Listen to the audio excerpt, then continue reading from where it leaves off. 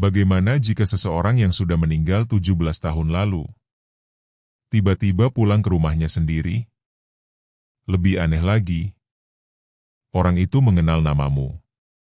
Dan ketika kamu mencoba mengejarnya, yang tersisa hanya jejak kaki basah. Padahal malam itu tidak hujan. Di episode sebelumnya, Raka menemukan ruang bawah tanah rahasia milik Mbah Sari. Di dalamnya terdapat 9 lingkaran misterius, sebuah pecahan benda yang bereaksi terhadap cahaya lentera, dan sebuah petunjuk tentang keberadaan pusaka lain. Namun malam itu berubah menjadi sesuatu yang jauh lebih mengerikan. Dari dalam kegelapan terdengar suara seorang anak. Suara yang membuat Mbah Sari kehilangan warna di wajahnya. Suara itu hanya mengatakan 3 kata.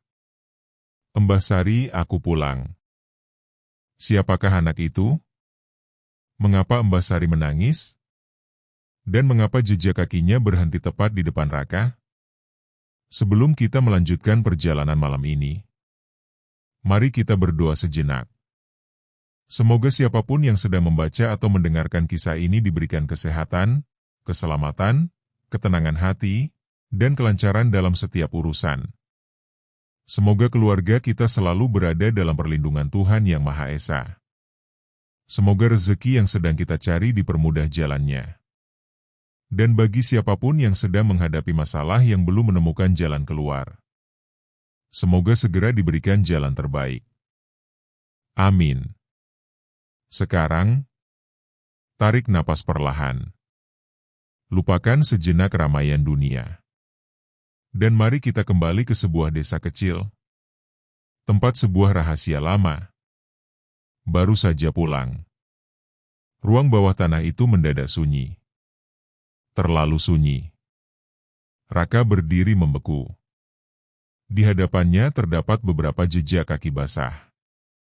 1, 2, 3. Jejak itu kecil, seperti kaki seorang anak. Namun bukan ukurannya yang membuat Raka merinding, melainkan arah jejak tersebut. Jejak itu datang dari sudut ruangan yang gelap, melewati lingkaran-lingkaran batu, lalu berhenti tepat di depan kaki Raka. Seolah-olah seseorang berdiri di sana. Hanya saja, Raka tidak melihat siapapun. Ia perlahan mengangkat wajah. Mbah. Tidak ada jawaban. Mbah Sari berdiri beberapa langkah di belakangnya. Perempuan tua itu menatap jejak kaki tersebut. Matanya berkaca-kaca. Mbah? Raka mendekat. Itu siapa? Mbah Sari tidak menjawab. Air mata jatuh dari sudut matanya. Raka semakin bingung. Selama hidup bersama Mbah Sari, ia jarang sekali melihat perempuan tua itu menangis. Bahkan ketika rumah mereka hampir terbakar beberapa tahun lalu, Mbah Sari tidak meneteskan air mata. Namun sekarang, hanya karena jejak kaki seorang anak, wajahnya terlihat seperti seseorang yang baru saja melihat masa lalu kembali dari kubur. Mbah. Akhirnya Mbah Sari berkata, naik. Raka mengerutkan dahi. Kenapa? Naik sekarang. Tapi kita belum. Raka. Suara Mbah Sari berubah. Lebih tegas. Jangan bertanya. Raka terdiam. Ada sesuatu dalam suara itu yang membuatnya menurut. Mereka mulai menaiki tangga kayu. Namun sebelum keluar dari ruang bawah tanah, Raka menoleh sekali lagi. Jejak kaki itu masih ada. Tetapi tiba-tiba, air yang membentuk jejak tersebut mulai menghilang. Bukan mengering. Air itu seperti diserap oleh batu. Dalam beberapa detik, jejak-jejak tersebut lenyap. Raka mengerutkan dahi. Barusan, Mbah Sari terus berjalan. Apa? Jejaknya sudah tidak ada. Bagaimana bisa? Embasari tidak menjawab. Raka hendak mengikuti langkahnya ketika sesuatu menarik perhatiannya. Di dekat salah satu jejak kaki terakhir, terdapat sebuah titik kecil berwarna hitam, seperti noda tinta. Raka membungkuk. Ia hendak menyentuhnya.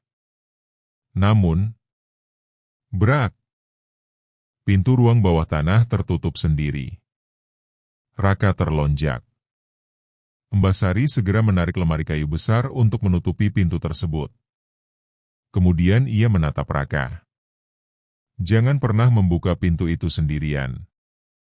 Raka menelan ludah. Kenapa? Embasari diam cukup lama. Kemudian berkata, karena tidak semua yang ada di bawah sana. Ia menatap lemari itu. Tidur. Malam itu Raka tidak bisa tidur. Ia berbaring sambil memandangi langit-langit kamar. Setiap kali menutup mata, ia kembali melihat jejak kaki itu. 1, 2, 3. Lalu berhenti di depan dirinya. Raka akhirnya bangun. Ia mengambil buku catatan dari bawah bantal. Buku yang selama beberapa hari terakhir mulai dipenuhi catatan aneh. Ia membuka halaman baru. Kemudian menulis. Ruang bawah tanah. Di bawahnya. 9 lingkaran. Kemudian. Lentera. Lalu. Pecahan benda. Raka berhenti. Ia menggigit ujung pensil. Kemudian menulis. Anak misterius. Ia menatap tulisan itu. Kemudian menambahkan. Jejak kaki basah. Raka menghela napas. Kenapa hidupku sekarang seperti cerita horor? Ia kembali berpikir. Lalu menulis. Embasari takut. Raka berhenti. Itulah bagian yang paling mengganggunya. Embasari bukan orang yang mudah takut. Kalau Embasari sampai menangis, berarti anak itu bukan sekadar hantu yang tersesat.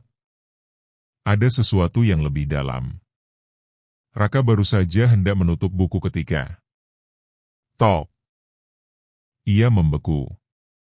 Suara ketukan berasal dari pintu kamarnya. Raka menatap pintu. Tok, tok. Siapa? Tidak ada jawaban. Raka turun dari tempat tidur. Ia berjalan perlahan. Kar?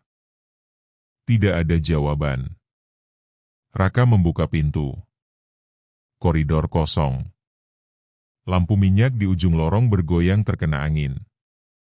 Raka menoleh ke kanan. Kosong. Ke kiri. Tidak ada siapa-siapa. Ia hampir kembali ke kamar ketika mendengar suara kecil. Raka? Raka membeku. Suara itu berasal dari ujung lorong. Siapa? Tidak ada jawaban. Kemudian suara itu terdengar lagi. Lebih jelas. Raka? Raka berjalan perlahan. Ia melewati ruang tengah. Dan di sanalah ia melihat sesuatu. Pintu depan rumah terbuka. Padahal sebelum tidur, ia sendiri melihat Embasari menguncinya. Raka mendekat. Angin malam masuk ke dalam rumah. Tirai bergerak perlahan. Di luar gelap.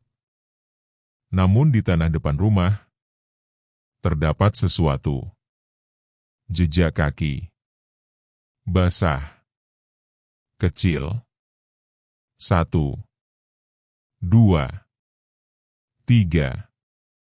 Jejak itu mengarah ke jalan desa. Raka berdiri di ambang pintu. Siapa kamu? Tidak ada jawaban. Ia hendak melangkah keluar. Namun sebuah suara terdengar dari belakang. Jangan. Raka langsung berbalik. Sekar berdiri di ruang tengah. Wajahnya pucat. Jangan ikuti jejak itu. Raka menatap Sekar. Kamu dari mana? Sekar diam. Kamu tadi di luar? Sekar menggeleng. Terus bagaimana kamu masuk? Sekar tetap diam. Raka mengerutkan dahi. Ada sesuatu yang berbeda dari Sekar malam itu. Kemudian matanya turun ke lantai. Sekar berdiri tepat di bawah cahaya lampu minyak. Raka membeku. Bayangan Sekar ada. Untuk pertama kalinya setelah kejadian beberapa hari lalu. Bayangan itu kembali. Raka spontan tersenyum. Kamu sudah punya bayangan. Sekar melihat ke bawah. Iya. Sejak kapan? Gak tahu. Bagaimana bisa kembali? Gak tahu. Siapa yang mengembalikan? Sekar tidak menjawab. Raka mendekat. Kamu kenapa? Sekar menarik napas. Aku bermimpi. Mimpi? Sekar mengangguk. Ada seseorang. Siapa? Seorang anak laki-laki. Raka teringat suara dari ruang bawah tanah. Jati? Sekar menatapnya. Aku tidak tahu namanya. Seperti apa wajahnya? Sekar terdiam. Kemudian menjawab. Dia tidak punya wajah. Raka merasakan bulu kuduknya berdiri. Bagaimana mungkin? Aku juga tidak tahu. Sekar menatap bayangannya. Tapi dia memberiku sesuatu. Apa? Bayangan? Raka mengerutkan dahi. Dia memberimu bayangan? Sekar mengangguk. Tapi dia bilang bayangan itu bukan milikku. Raka terdiam. Kalau bukan milikmu? Sekar menatapnya. Berarti milik siapa? Tidak ada jawaban. Hanya suara angin malam. Mereka duduk di ruang tengah. Raka menatap Sekar. Ceritakan semuanya. Sekar memeluk lututnya. Dia bilang aku kehilangan sesuatu yang bukan milikku. Bayangan? Iya. Katanya bayanganku dipinjam. Siapa yang meminjam? Gak tahu. Untuk apa? Sekar menggeleng. Gak tahu. Raka menghela napas. Informasi dari makhluk seperti itu selalu setengah-setengah. Sekar menatapnya. Kamu pernah ngobrol dengan makhluk gaib? Belum.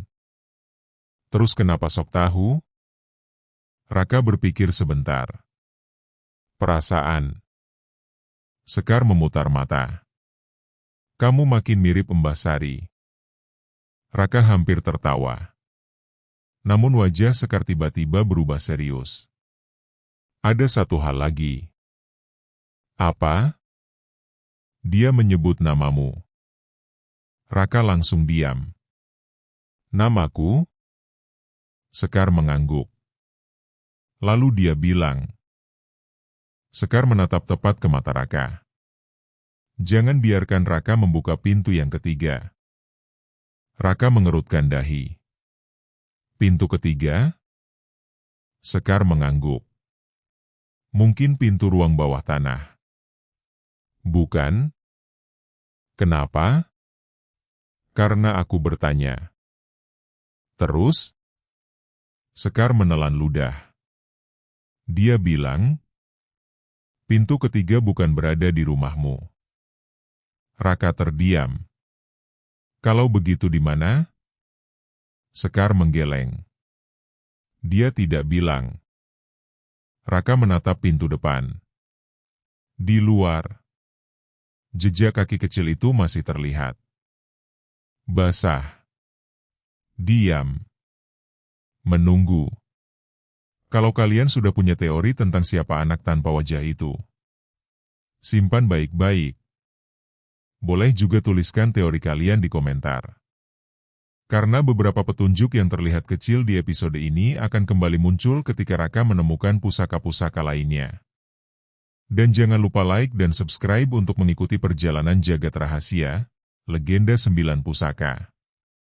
Sebab kita belum tahu, apakah 9 pusaka itu memang sengaja ditemukan Raka? Atau justru, pusaka-pusaka itu sedang mencari Raka. Pagi datang.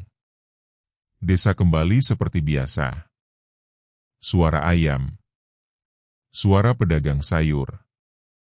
Anak-anak berangkat sekolah. Tidak ada yang mengetahui apa yang terjadi malam sebelumnya. Namun Raka tahu sesuatu telah berubah. Sekar kini memiliki bayangan. Tetapi bayangan itu tidak bergerak seperti manusia normal. Ketika Sekar mengangkat tangan, bayangannya baru bergerak sesaat kemudian. Raka memperhatikannya dari kejauhan. Kar, HM, coba angkat tangan. Sekar mengangkat tangan. Bayangannya mengikuti. Terlambat. Sekar melihat ke lantai. Ia diam. Raka menunjuk bayangan itu.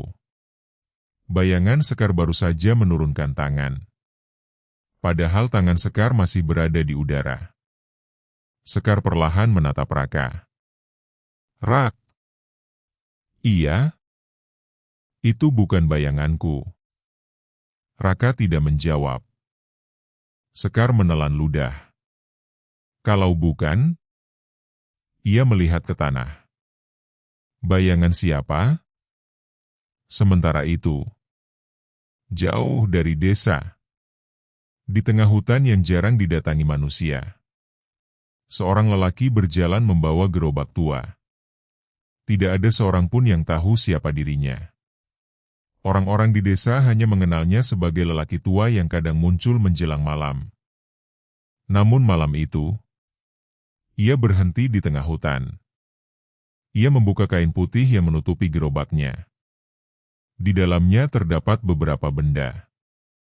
Sebuah kendi retak, kotak kayu, topeng tua, dan sebuah benda panjang berwarna emas. Sebuah jarum. Lelaki itu mengambilnya. Ujung jarum tersebut bergerak sendiri, menunjuk ke arah timur. Lelaki itu tersenyum. Sudah berpindah. Dari balik pepohonan terdengar suara. Kemana? Ke anak perempuan. Bagaimana dengan anak laki-laki? Masih bersama Lentera. Suara itu tertawa kecil. Dan pusaka yang lain? Lelaki itu menatap jarum emas. Belum waktunya. Siapa yang memilikinya? Lelaki itu tersenyum. Orang yang paling dekat dengan mereka. Ia kemudian menutup kembali gerobaknya. Namun sebelum pergi, ia berbisik, 9 pusaka tidak pernah benar-benar terpisah. Kemudian lelaki itu menghilang di antara pepohonan. Siang harinya Raka pulang lebih awal.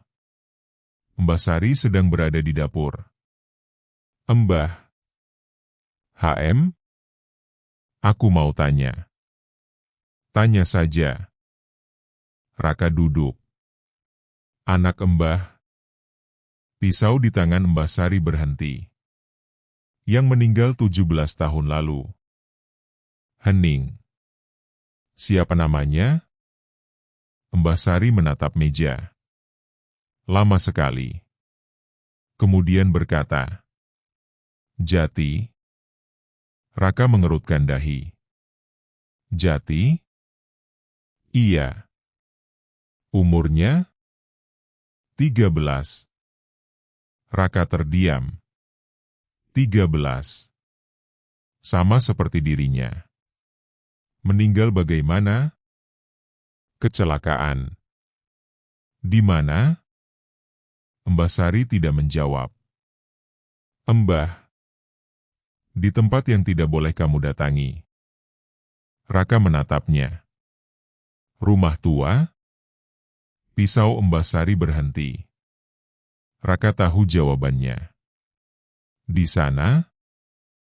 Mbah Sari mengangguk. Raka menelan ludah. Jati pernah menemukan pusaka? Mbah Sari memejamkan mata. Jangan cari tahu. Kenapa? Karena rasa ingin tahu bisa membawa seseorang ke tempat yang tidak bisa ia tinggalkan. Raka terdiam. Namun ia tetap bertanya. Pusaka apa yang ditemukan Jati? Mbah Sari menggeleng. Aku tidak tahu. Raka terkejut. Bagaimana mungkin? Mbah Sari menatapnya. Karena malam ketika Jati menemukan pusaka itu, ia berhenti. Jati menghilang. Dan tidak pernah kembali? Mbah Sari menatap Raka. Setidaknya, suara perempuan tua itu bergetar. Begitulah yang kami yakini. Malam ketiga. Raka terbangun. Tok. Ia membuka mata. Tok.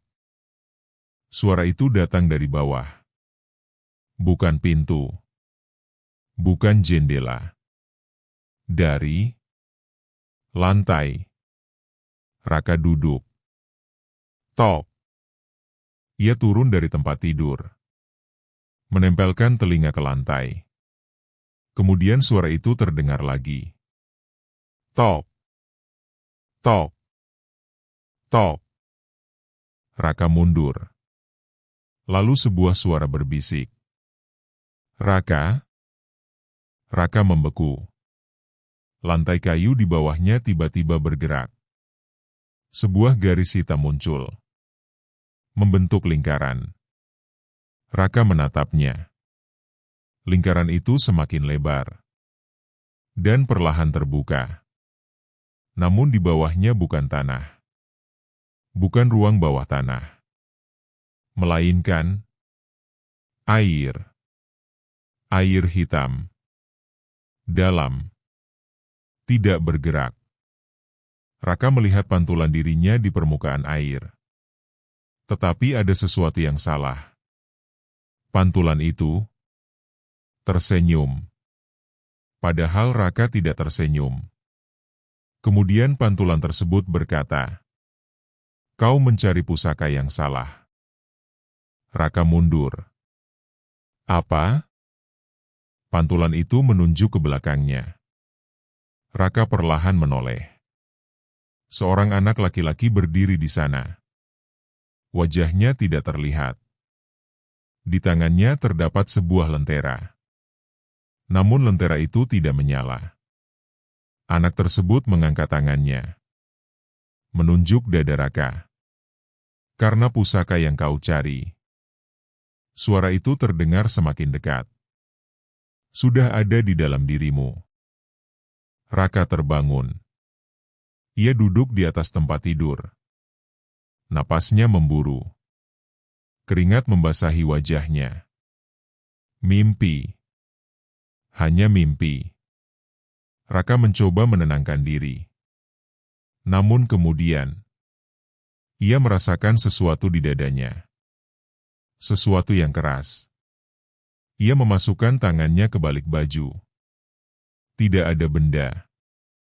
Tetapi ketika ia menarik kerah bajunya dan melihat ke bawah, tubuhnya membeku. Di dadanya terdapat sebuah tanda. 9 lingkaran kecil. Tersusun membentuk pola yang sama seperti 9 lingkaran di ruang bawah tanah. Namun ada sesuatu yang berbeda. 1 lingkaran menyala merah. 8 lainnya masih gelap. Raka menyentuh tanda tersebut. Panas. Sangat panas. Tiba-tiba terdengar suara. Bukan dari luar. Bukan dari pintu. Bukan dari jendela. Suara itu muncul di dalam kepalanya. Yang pertama telah bangun. Raka terdiam.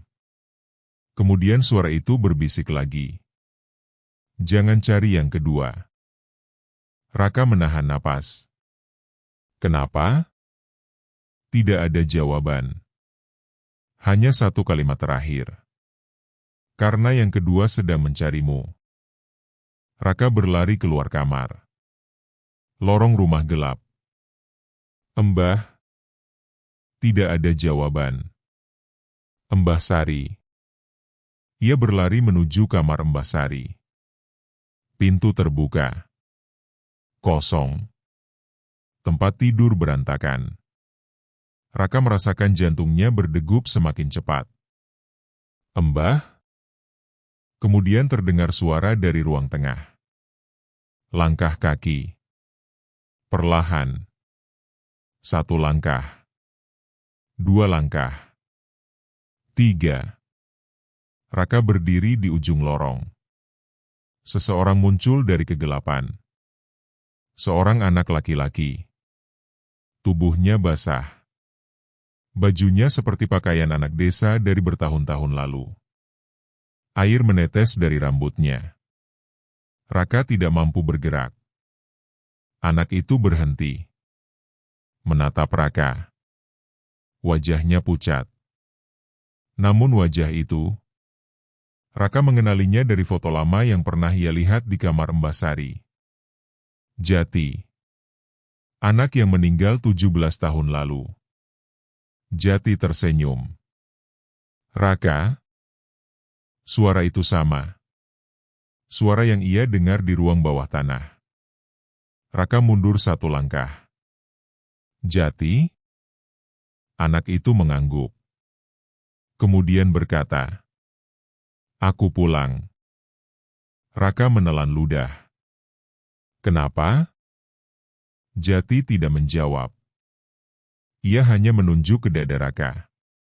Ke arah tanda 9 lingkaran. Lalu berkata, "Karena mereka sudah tahu." Raka mengerutkan dahi. Siapa? Jati tersenyum. Dan untuk pertama kalinya, Raka melihat sesuatu yang membuat darahnya terasa berhenti mengalir. Di belakang Jati, tidak ada bayangan. Tetapi di dinding, muncul 9 bayangan. 9 sosok berdiri mengelilinginya. Jati berbisik, mereka sedang bangun. Malam itu, Raka akhirnya mengetahui satu hal. Jati memang telah kembali. Tetapi Jati bukan satu-satunya yang pulang. Ada sesuatu yang lain yang ikut kembali bersamanya. Sebuah rahasia lama. Sebuah tanda. Dan petunjuk pertama tentang hubungan Raka dengan 9 pusaka. Namun satu pertanyaan masih belum terjawab. Mengapa salah satu dari 9 lingkaran di tubuh Raka telah menyala? Dan yang lebih mengerikan, siapa yang memiliki pusaka kedua? Karena ketika Raka mencari jawabannya, ia akan menemukan sebuah rumah tua. Rumah yang telah ditinggalkan selama puluhan tahun. Rumah yang tidak pernah memiliki penghuni.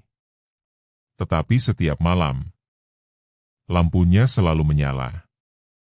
Dan ingat, dalam jagat rahasia, legenda 9 pusaka, tidak semua petunjuk harus ditemukan sesuai urutan.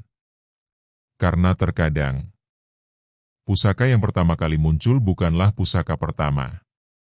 Dan orang yang terlihat sebagai penjaga, belum tentu benar-benar sedang menjaga. Jangan lewatkan episode 4.